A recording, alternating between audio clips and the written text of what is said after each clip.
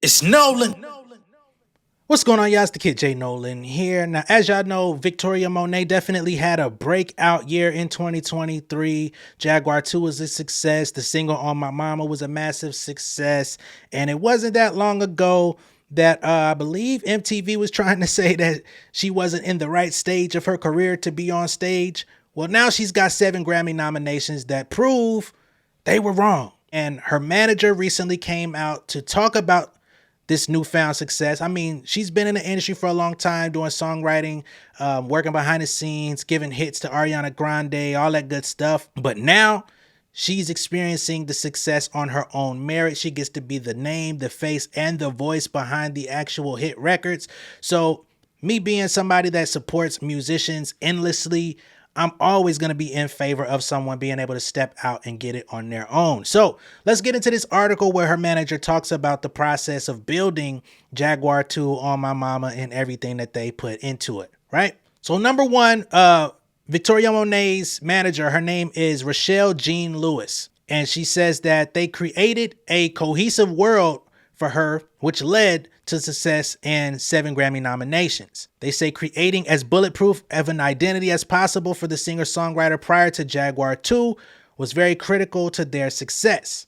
Furthermore, they state Monet, who has started her career as an artist in a girl group before seeing success as a songwriter for Ariana Grande, Blackpink, Travis Scott, and others, she earned 7 nominations, the second most of any artist, period, including nods in the coveted Best New Artist and Record of the Year categories. When asked what decisions they made going into this entire process, her manager, Ms. Rachelle, says, the first important decision was made years ago on the heels of her writing 2 #1 records.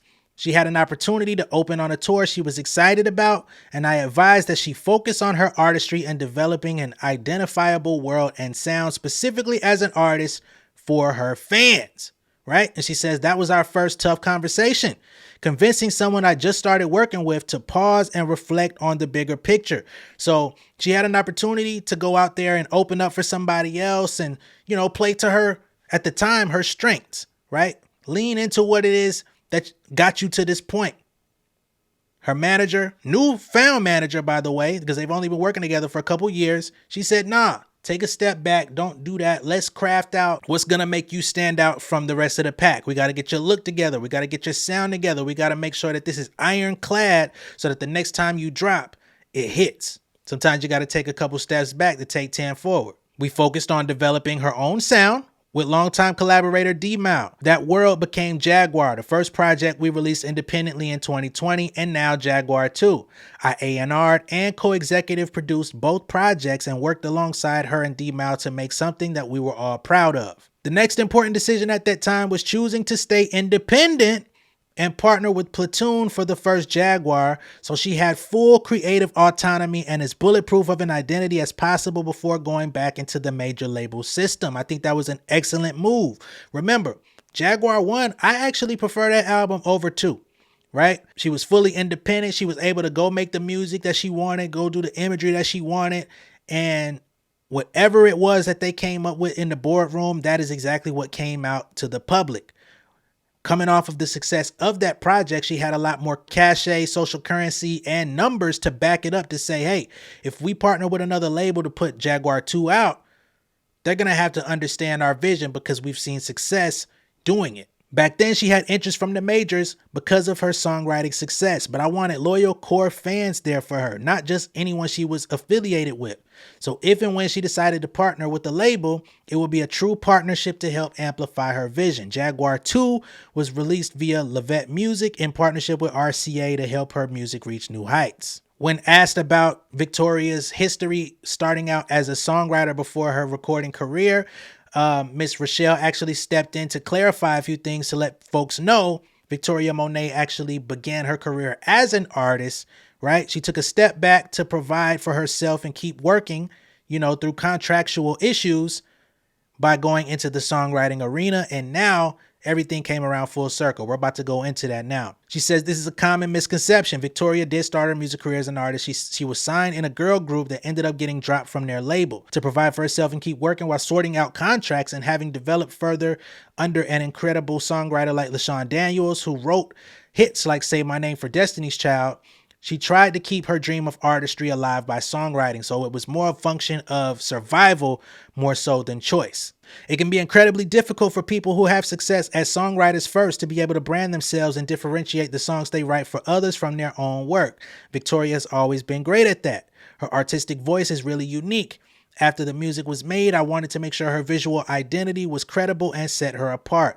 I searched Vimeo for hours looking for directors before finding Valentine Petit, an incredible French director, to shoot Moment as the first true music video from Jaguar. So they even put a lot of research in as to who they wanted to work with for her music videos and visual components for the album, making sure that they found somebody who could capture her in the right essence. Again, that will make her look different from everybody else. So even if she doesn't look different with the hair, makeup, etc., which you could kind of do that, clothing, etc., you also have to look at it from literally the lens that she's being captured on to make sure that when you put her music video out, it doesn't look the same as those that would be considered competition. Moving forward, she's asked, this nominated album, Jaguar 2, is the second half of a 2-project series. How did you all approach the entire rollout differently from perhaps a more traditional release schedule? She says, attention spans are short. One thing I've heard people say is if the music is great, people will find it, sure. But they're more likely to find it if you could give them as many touch points and opportunities as possible. When we first started talking about the rollout for Jaguar in 2019, we were going to do 3 parts to be consistent and give fans more chances to discover Victoria and her music, more singles to focus on one at a time to point back to a cohesive world.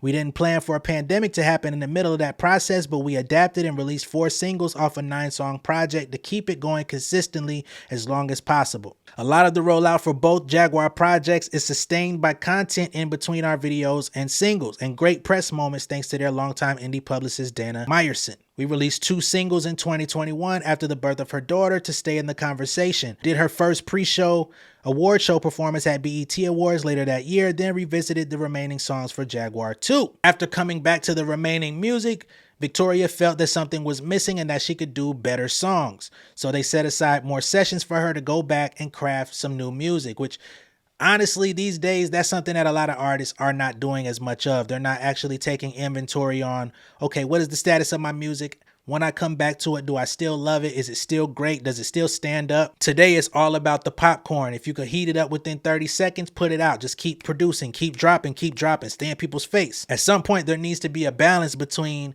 the quality and the quantity. That's a perfect marriage. So out of those sessions, she created Cadillac, Party Girls, All Right, produced by Kaytranada, How does it make you feel? Stop Asking, and On My Mama was actually created in those later sessions. So had they not gone back and reassessed the music they had, they would have never got this hit. She also spoke about still believing in albums as an overall experience, not just focusing solely on singles, but knowing how to choose the right singles that would lend people the opportunity to understand what to expect from the album. So she says the singles were all different enough to keep fans engaged and looking forward to the album. We started with Smoke featuring Lucky Day because that continued the sound established on the first Jaguar. It served the true R&B purists in her fan base. That's something that Coco Jones is also experiencing right now, right? Because she's got that I Need You record. I forgot the exact name of it, but it's very R&B, which is not being released. It flexes vocals. It flexes, more soul. That's a lot that's missing in the game right now, is the soul, the feeling. A lot of people are hearing shit, but they're not feeling shit, which is why people are not emotionally connected to the artist the same way. Victoria felt strongly about Party Girls as the next single to get out ahead of the summer, given the island influence. The label supported her vision to deliver a visual that continued to elevate her art, and it accomplished that by raising the bar. On My Mama was the easiest entry point for all of the above. There's enough musicality for the purists, a recognizable sample that isn't overused. Overused. Y'all niggas is doing the most out here with these samples, choosing the same shit that niggas already done did or is just too recent that we haven't even goddamn stopped playing the original, for y'all to be remaking. A hip-hop element to bring in new fans, universal celebratory message, and an incredible video with choreo that continues to have its own viral moment. It's an ode to black culture and Victoria's identity on multiple fronts as a black woman. On My Mama is where she arrived, right before we put out the album. Thanks to our passionate radio team, On My Mama has hit #1 on urban radio and it's making its way across the charts in other formats. In addition to the singles, the key to the rollout was using her live show to propel such music. Victoria is an incredible performer, as her manager says. In March of this year, we kicked off her new era with Smoke and quickly followed with the announcement of her first ever solo show in partnership with Spotify to bring the experience to Los Angeles. So boom, having good partners, being able to call up Spotify and say, hey, can we do this? Or having Spotify call you to say that. Unfortunately, most of us don't have that access, but it was something that paid dividends for Victoria. We did this again right after On My Mama came out in June, announcing her highly anticipated first solo tour, which sold out in minutes, by the way.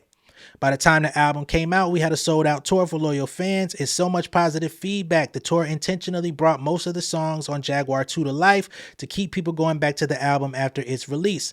You guys have seen viral moments of her performing on different social media channels, right? So they're leaning into the fact that she's been around for a long time. She's a seasoned vet. She's been in the game. She's been performing. Yeah. Cater to those strengths. Word of mouth, whether via the internet or real life, is still some of the most valuable advertising, and the tour has accomplished that. Now, at this time, Rachelle Jean or John Lewis, I hate to be butchering your name. If you see this video, feel free to let me know. If you'd like to come on the channel and talk about this in person, it's an open opportunity to do that as well. When they asked about what these Grammy nominations do for her as a manager, being that she is relatively new to the business, you know, she's not somebody that's been around in the industry doing this for years upon years. She says, I want to be able to continue to open doors for myself and others through these nominations. I have 2 stellar clients, one being Victoria and another being rising vocalist named Saint Harrison, that I want to make sure reach as many people with their talent. The journey for Victoria has been an incredible story that people are authentically connecting to. I've always been a creator first and foremost, and my heart has been in storytelling. Whether that's helping to get out the stories of my clients or telling stories of my own, that has been the root of my passion that I'm excited to keep exploring. Shout out to Rachelle. And shout out to Victoria Monet on having such a huge 2023. I'm sure it's going to spill over into 2024. Again, she's nominated for 7 Grammys, which I think will be airing pretty soon, within the next month or 2 on TV. 7 nominations. If she doesn't go home with at least 2 or 3, I'm going to be calling some cap out here. You know what I'm saying?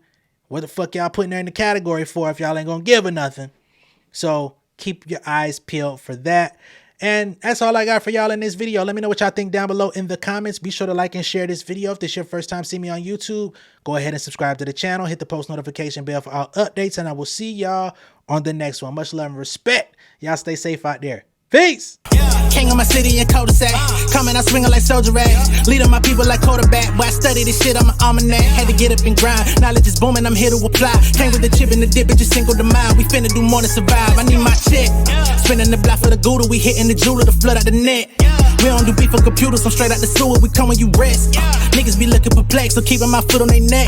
No map, I trust my gut for the quest. With drama, I'm fully abreast. I was ready for years and they doubted me. All of a sudden they tell me they proud of me. I been dropping these haters like calories. Cross them out, I came back with some boundaries. Stand for my honor, but too raw, no corner. Packing the stick with a drummer.